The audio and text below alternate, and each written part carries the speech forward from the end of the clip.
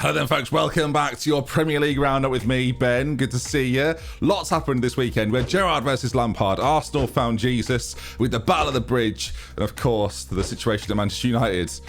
The crisis at Manchester United. We're going to cover it all as well as all the other games as well. Here was the fixtures then. It was a goal-filled weekend for some teams and some very quiet atmospheres for others. But we'll go through all of them. We'll talk through what happened. And of course, tonight we have Liverpool versus Crystal Palace.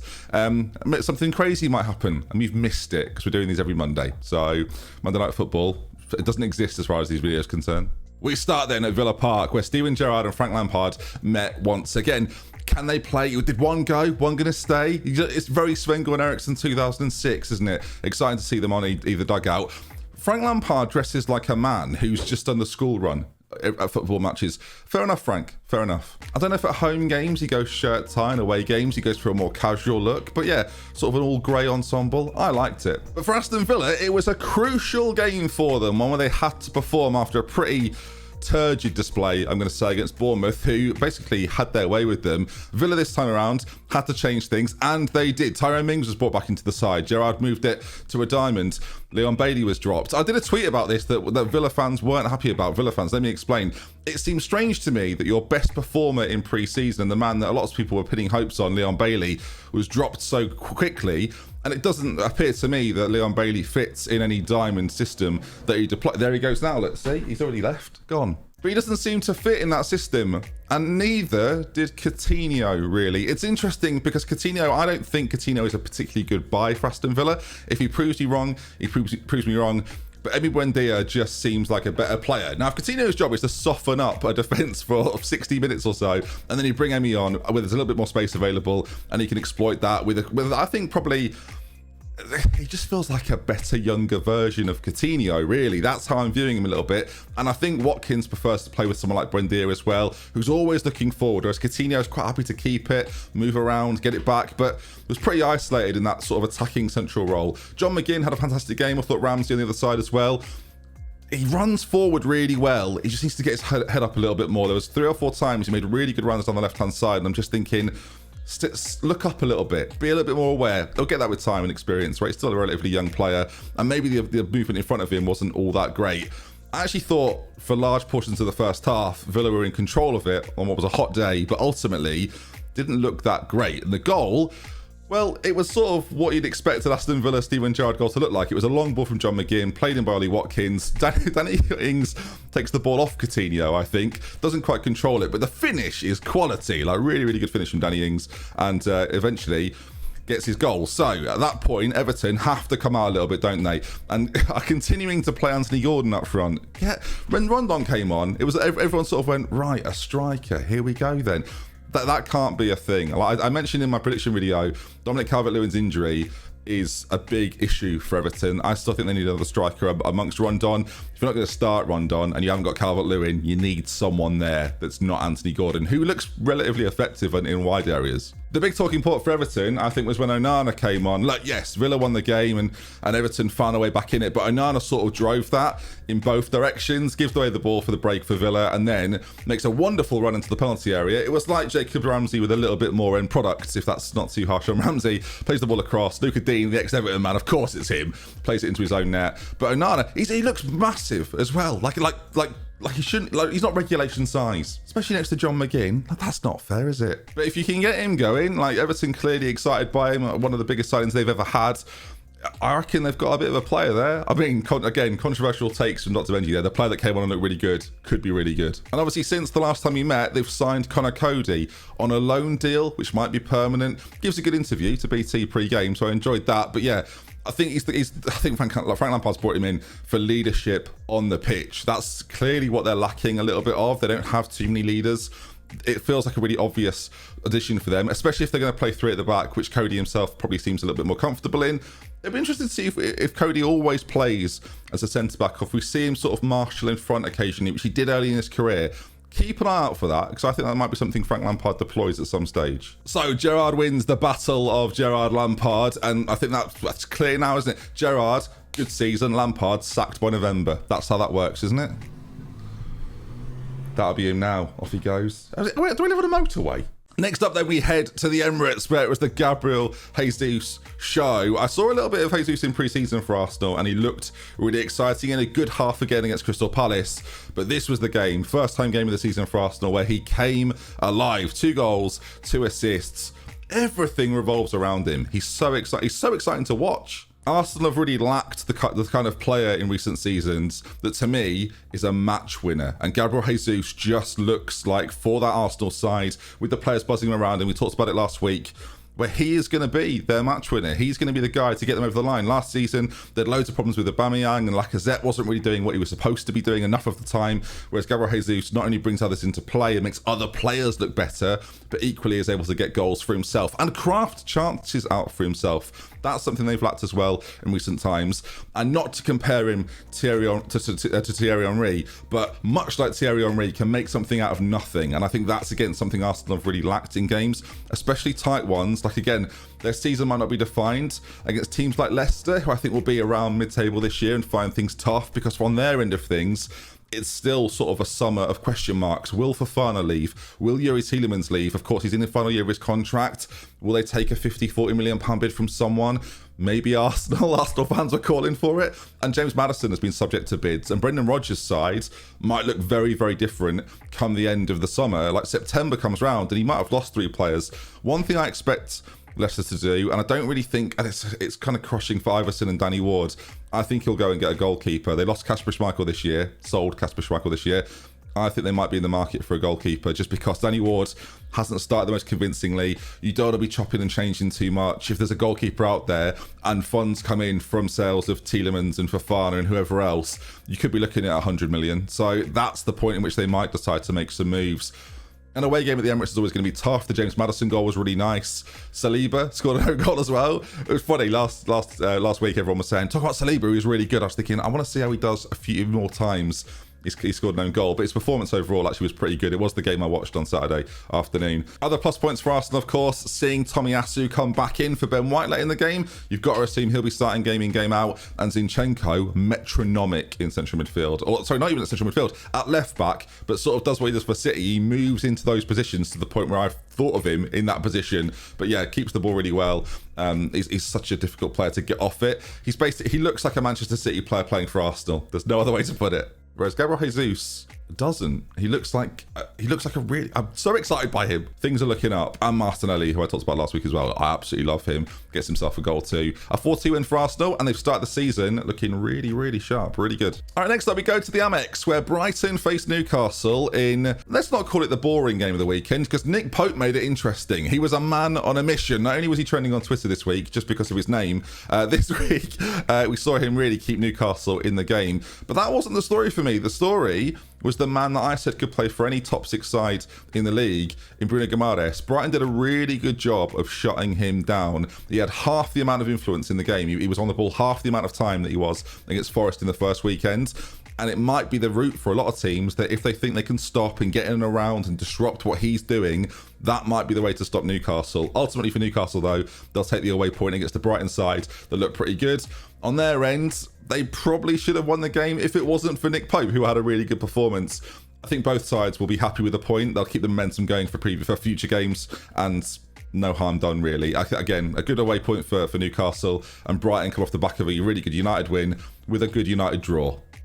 Who is United these days? Who knows? Oh, God, they're good. They're really good. Manchester City 4, Bournemouth 0. And if you're a Bournemouth fan that travelled up to watch this game, you have my sympathies, because it was over quite quickly, wasn't it? And it was sort of inevitable as well. Some really interesting points from this game is that because the addition of Haaland and because of the attacking losses City have had and will likely have with Bernardo Silva leaving, people have kind of forgot that, not forgot because we're very aware of Kevin De Bruyne, but you kind of get reminded sometimes. Yes, he had that assist in the first game, but this game was more about him creating so many chances, created 8 shots for his teammates, and of course got himself a goal as well. Phil Foden on the score sheet. There was this beautiful moment where Erling Haaland realised he played for Manchester City, where he finds himself, there's 3 of them in the line, Foden goes through, doesn't score. Haaland is furious with Foden that he didn't play in the ball, but Erling Haaland has to remember he will get loads of those chances. And a 4-0 win as well, it was pretty comfortable.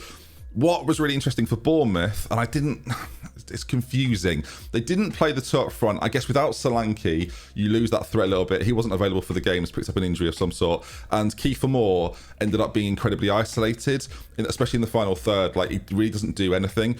As a result, Bournemouth played two number 10s, if you can call them number 10s. Christie and Tavernier played just behind Kiefer Moore and were almost tasked with marking Rodri. The problem with that is you can't really disrupting Rodri is like disrupting time. It's very difficult to do, so don't bother. You're almost better off sitting back and creating two really defensive lines or going for it. And Bournemouth were sort of caught somewhere in between. And then as soon as you go a few goals down, the task becomes impossible. Cancelo had his way with things, so influential all game long. But yeah, frustrating. One stat I picked out from it, City had 313 touches in the opposition third, not even half, third. So Bournemouth's defensive third. Although Erling Haaland only had 6 of those, which tells you something, doesn't it? 6 touches all game. Came off after 70 minutes or so, but yeah, didn't really have huge influence. Kiefer Moore, talking to big strikers, had 3 for Bournemouth. They had 37. So 37 plus, well, against 313, you can figure out which team dominated the game. You probably could have done that without watching it.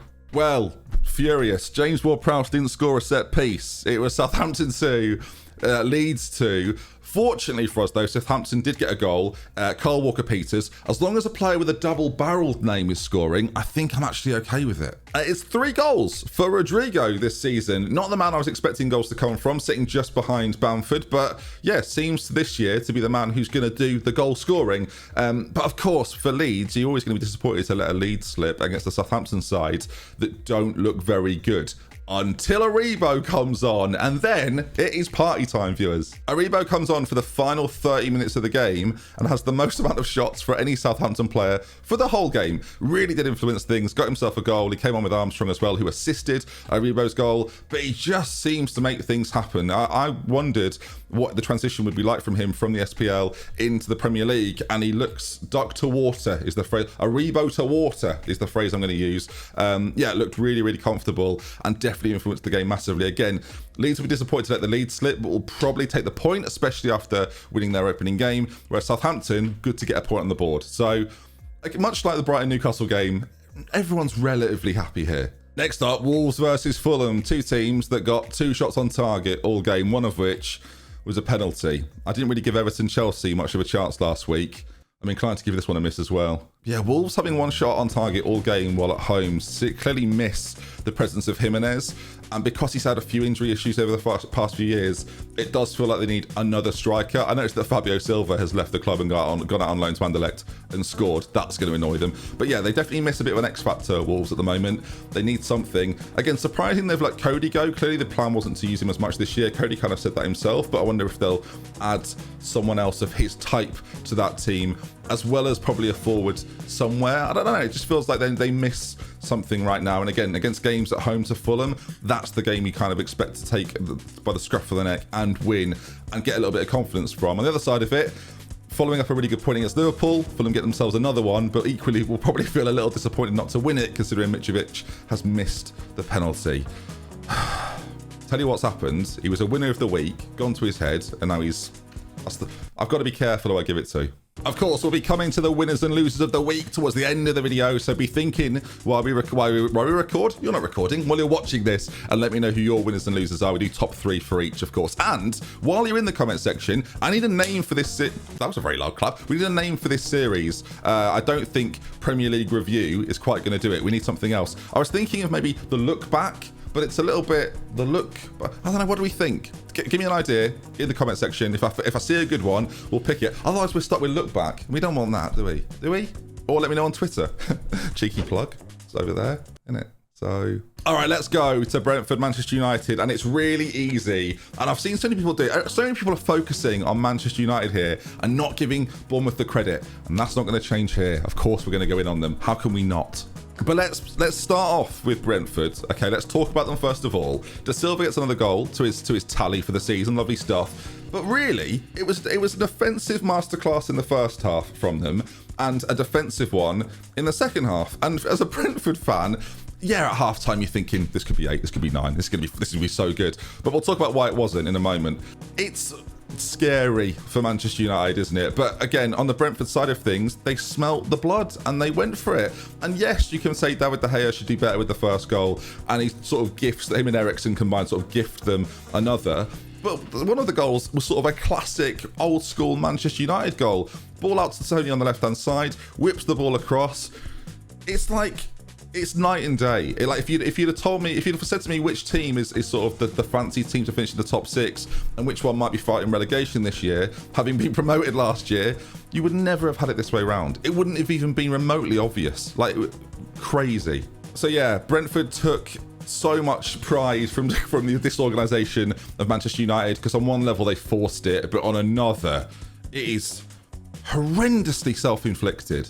And I've been looking through like all of the data in regards to this game, and it's all sort of, the problem is it's kind of skewed in the second half, because Manchester United have gone in 4-0 down at half time. Yes, the De Gea errors.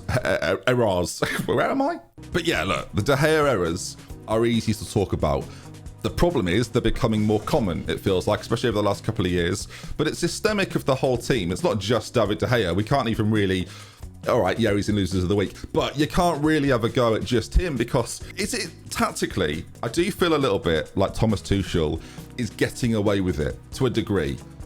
Because it's really easy to point to the Glazers, because we've been pointing at them for 10 years. And I understand, yes, they hire the man that hires, ultimately probably hire the man that hires Ten Hag. They're the players that, or the people that bring in all of the transfers, that seemingly the recruitment policy at Manchester United is, well, who's available? Will he join? Does he like us? I don't know what the plan is. So, well, ultimately, and Gary Neville said it, right? Like, the owners of the business are responsible for the goings on at the club, and they have to take responsibility for that. But for me, the man that has to take responsibility for what happens on the pitch, and he said it himself in his post-match interview, so this isn't me going at Ten Hag, he accepts this too, is Ten Hag.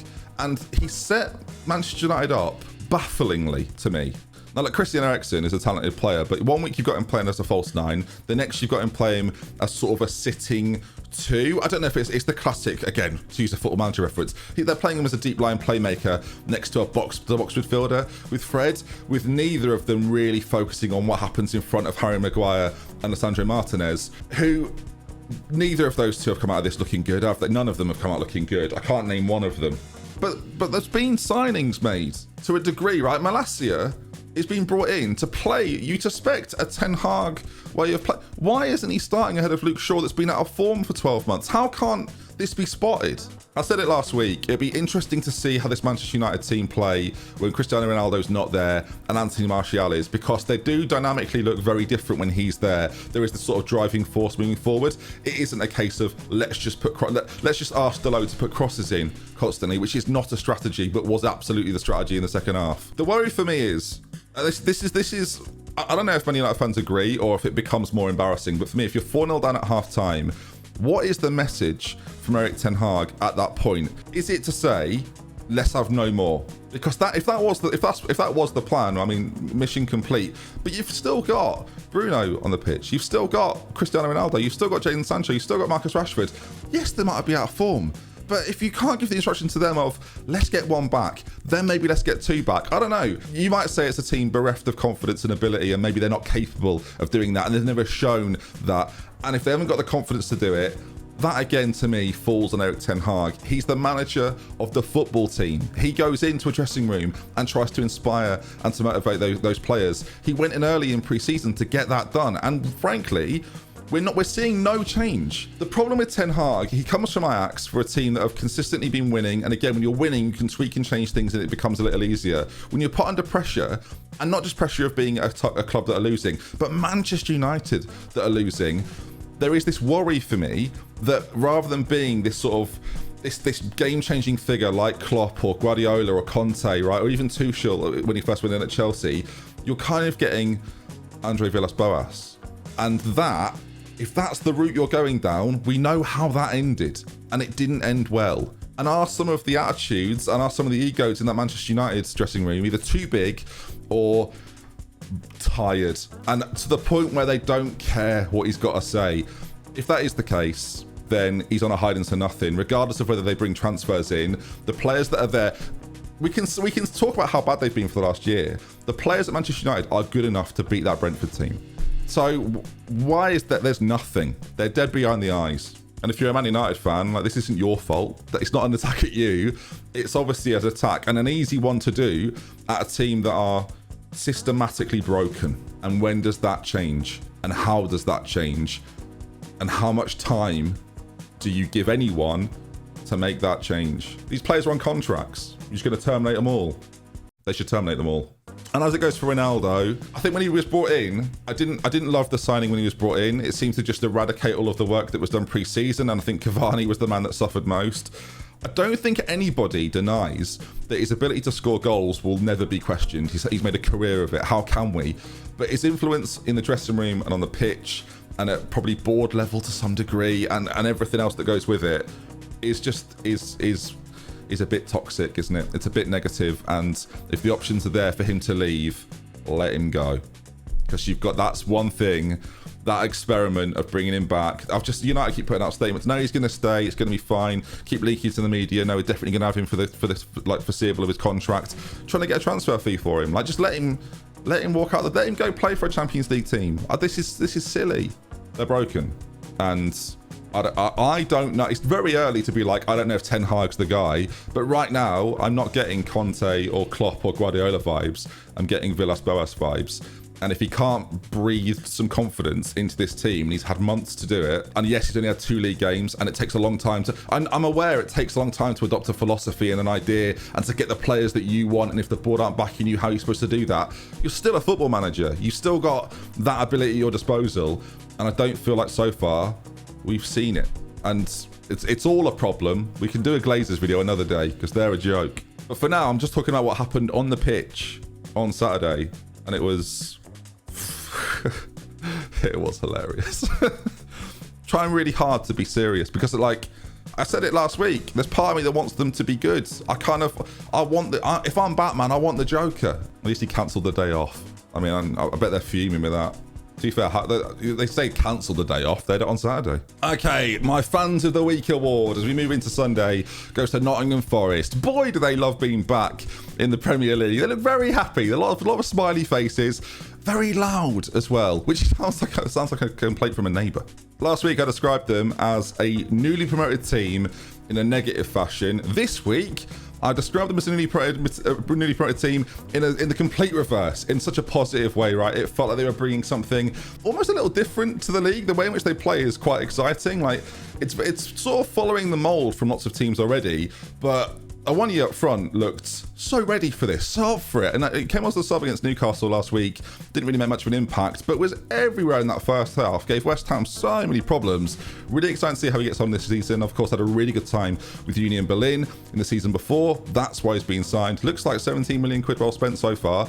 And yeah, if they keep him firing, they've obviously got combinations of front twos that they're going to trial this season. But yeah, he came in for Surridge and looked really good. There were definitely times when it felt like the fans of Forest were dragging them through that game against West Ham, who, for large parts, like my favourite thing, I make notes on West Ham, but I can't sum up them better really than David Moyes, who in his post-match interview said, we need to play better, defend better and score better. David, I'd be stupid to argue, yes. Of course, Declan Rice misses the penalty as well. In an away game at Forest, I think West Ham, if they've got ambitions of being a top 6 team this year, that's one of those games you got to win. But then again, United are losing to everyone, so they might be all right. It was a decent penalty as well. Declan Rice shouldn't be too hard on himself. It was just a really good save from Dean Henderson, of course, on loan from Manchester. It just gets funnier the more you think about it. I can't think about it too much, otherwise I won't be able to complete the video. All right, then over to the Battle of the Bridge, as it was Conte versus Tuchel. Very, very, very angry, the pair of them. Get them on a YouTube boxing card now. I don't care who it. Put them on KSI's undercard. See if I can put them anywhere. And I back Conte all day, every day. I mean, Tuchel's sort of got this wiry look about himself, but Conte's just coming forward. He's loving it. It's very scary. But I love it. I do absolutely love it. Chelsea dominated the ball early on. I think they brought up a stat on Sky of they had 70% of the ball.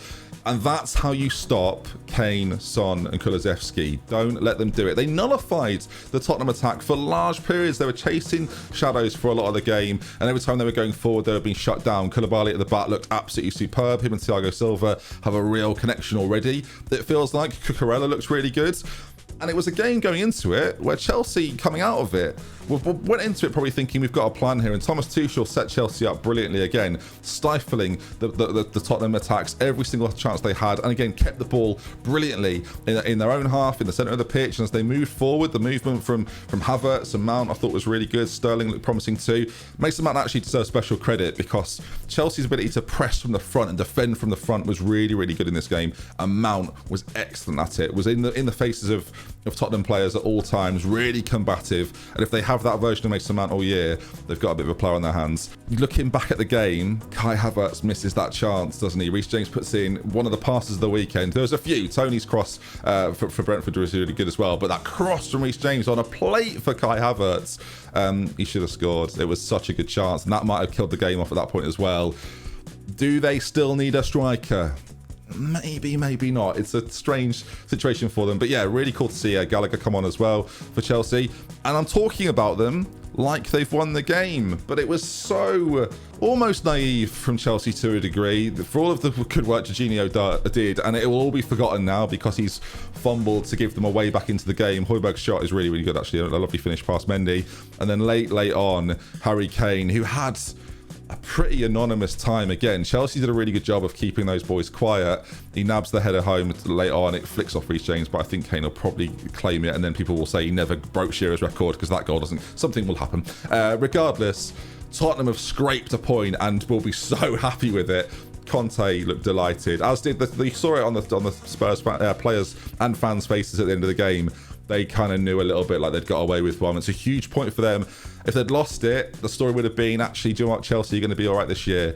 To drop points in the way that they have, especially to a team like Tottenham that many predict to be above them this year, it's going to be frustrating. And obviously the fallout from this will be seen. Conte's probably going to miss some matches. Tuchel may miss some matches. I love it though. I want them to fight every weekend. I want every match. There should be an arm wrestle at the start of every game to decide kickoff. Forget the coin toss. Let's move it. Let's move things forward. So yeah, in a game of two tactical managers, again, two managers that are like, Conte's really good at setting up a system and allowing that system to flourish, and Tuchel's really good at the one-off game. It certainly felt like for large parts it benefited Tuchel, but ultimately a share of the spoils, and I think again Tottenham will be far happier with that. And that then concludes our roundup. Of course, Palace and Liverpool play tonight as you're watching this. I'll make a prediction. I think it'll be 3-1 Liverpool and a Diaz hat-trick because he's in my fantasy team. I had a great week on fantasy football, by the way. Come on, I'm back.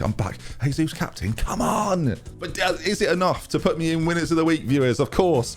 We'll start with the winners before we go through the losers. You can predict the losers. In third place, Steve Cooper. What a happy little man. The best bit of the Steve Cooper journey with Nottingham Forest, of course, was the bit right at the end of the game when they thought the whistle had gone. Sky put the camera in front of his face and he goes, "Can you just get out of the way?" And then literally 10 seconds later, game over. But yeah, he gets it. First win of a Premier League campaign. There'll be a lot more talk of him getting the England job now. Brilliant. Next up, we're going to put Thomas Frank in there. Two managers. Didn't even go for players this weekend. Two managers. Thomas Frank, sort of as a representative for Brentford. We could put Brentford in there. Again, not getting enough credit really because the collapse at Manchester United is so funny that you can't really avoid talking about it.